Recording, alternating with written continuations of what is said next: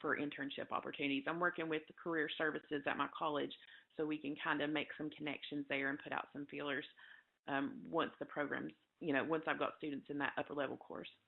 Okay. Now, are your students in the online program, are they traditional students, or do you have a large number of older students who fall into the non-traditional category? It's evenly mixed. So I've got Okay. two true freshmen straight out the gate, and then I have two that are older, they're already full-time employed, and they're going back to improve their work opportunities and things like that. So right now it's Okay. mixed. They expect we are actually working with a military base in North Carolina to promote our online program to deploy troops and things like that. So once, God willing, that'll take off, and that'll give me a really more non-traditional student base. So. Okay. Okay. Now, do you foresee, what are the benefits and the challenges that you foresee with embedding an internship within your program? Well, that'll depend. The challenges will depend on which side of the fence I'm on. If it's the traditional face-to-face, just making sure that they're being diligent and things like that. With the online program, again, it's the same with any online format. It's just making sure schedules are working together, that the technology is there for them to use, that they're being very communicative. Um, but it's a big win for both sides because internships, that's a foot in the door for employment. Again, going back to that experience they need, going out once they graduate and go out into the world and start looking for a job, that'll really stand well with them. Exactly.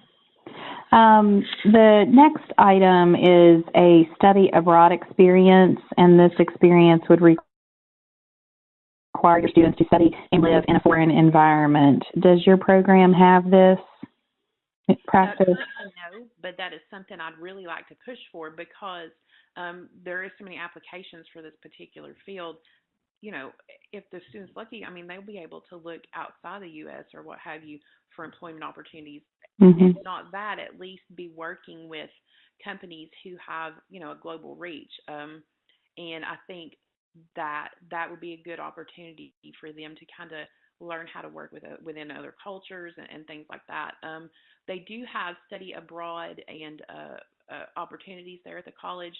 So I'm trying to work out how can we do this based on the objectives we have in the program, because honestly I would like to do that too. I would like to go and see how it works in other cultures, to see what kind of business practices and strategies they use. I think it would be beneficial for me as an instructor, as well as for the students. So hopefully I can, again, everything's brand new, so I'm just trying to navigate what I can and can't do. That's exciting. And, honestly, and maybe I'm just behind on the times, but talent development, I think that's a wonderful degree, but I don't remember running into that very often. The terminology just recently changed. There is a professional organization. It's called the Association for Talent Development. But that's only a recent name change. It was literally, it had a different name 2 years ago.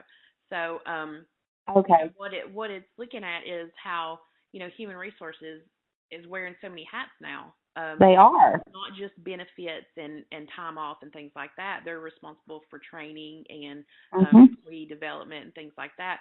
But you're not seeing those students produce with the education they need to support those tasks.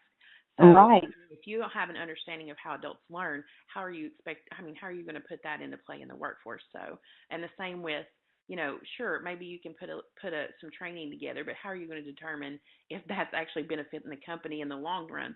So we have a master's program in talent development, and it has done ridiculously well for the college. And I'm guessing this was, of course, developed all before I was hired, but they talk to local employers, and there's a real need for it, especially for the smaller companies who, aren't going to have a large staff to handle these different things. So some of them will just have one person. So that person really needs to know both sides of the fence.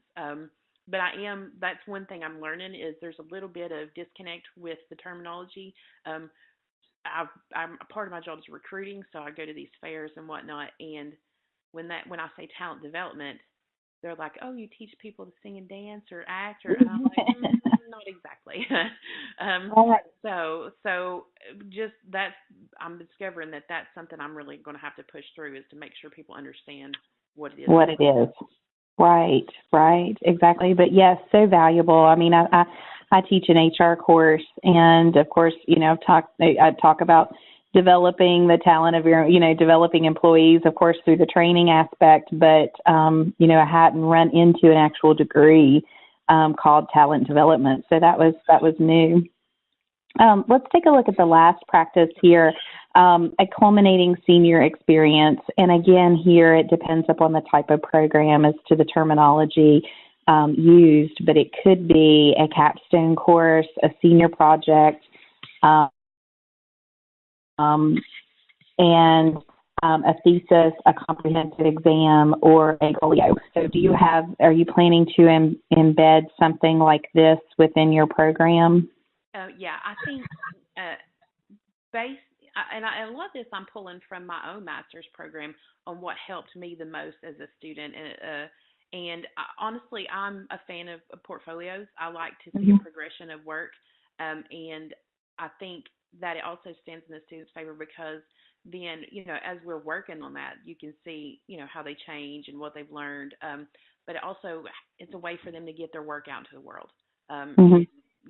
With all the competition there is for employment, a portfolio is a good leg for them to stand on in terms of you know, getting the experience, whether it's web development or depending on, I use um, I think just getting experience working with web design and user design so that they know when they develop their own training what works and what doesn't and how eyes are accessing the screen and things like that. So it kind of helps them twofold. They have some experience going into the field with how to work the technology angle, and then of course they have a portfolio of work to show to employers. But that's my Right. long-term goal is to make sure that they're, and I want to start it from the beginning to the end so that they're constantly adding work to it. Exactly. I think that's good. My doctoral program, we were required to have a portfolio, and we had to present the portfolio and successfully defend that in order to move on to the dissertation phase. So I definitely see value in the portfolio. Do you see any benefits to incorporating this portfolio, which I guess you kind of talked about that. Let's kind of move to challenges. Do you foresee any challenges to getting this portfolio in place? Yeah, and a lot of that will depend again on the format of the course, whether it's the traditional or the online format. Traditional, will be a little bit easier, I think, to handle in terms of presenting and things to a panel. The online courses may struggle a little bit with that, but I think um, even though it may be a challenge, I think it'll also be a good thing because then they'll be accustomed to whether they need to do a webinar or distance learning for employees or what have you. They'll get a little bit more comfortable with that kind of presentation format. So I try to, even when there are challenges, I try to find the good part of it or things that will benefit them in the long run to make it seem like less painful for them. Right, exactly. And of course, now with with our college, roughly 90, I think about 60% of our students, first time, first generation, low income Appalachian students. Okay. So Okay. financially, there's a challenge. About 96% of our student body receives aid, whether it's federal or scholarship aid. So, if there's a cost associated with anything that could possibly be a challenge.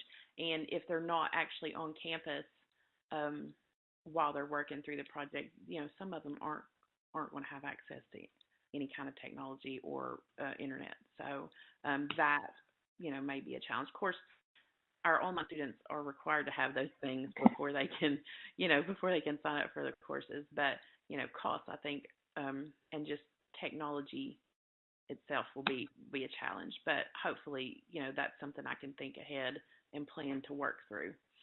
Okay. Okay, great.